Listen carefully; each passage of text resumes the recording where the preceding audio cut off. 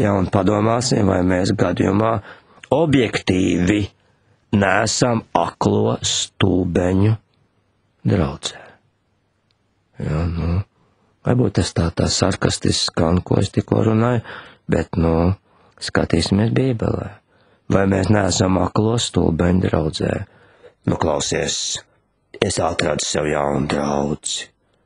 Un, zini, tur gan ir patiesība. Tur ir tā, savdabīgi, varbūt skaļi, varbūt daudz jauniešu, varbūt kaut kas tāds sevišķi notiek.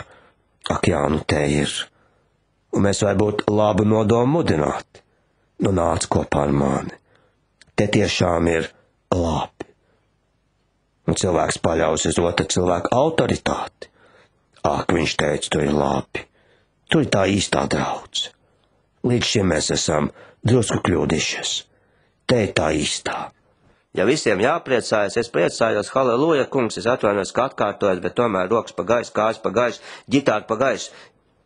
Ja es aizgāju no nopietnas draudzes, varbūt man likās pārāk nopietni, es aizgāju, teiksim, smieklu draudzē. Es kādreiz līdzdalīju, Latvijā reāli ir, mazākais bija kādu gadu atpakaļ smieklu draudze. Ja, kur visi tādā ekstāzē tur smējās un raustījās un vārtījās pa grīdu un dabūja ļoti daudz zilums un kādu laiku bija slimu, un tad atkal gāja smieties un raustīties un rāpot un ripot un zilums dabūt.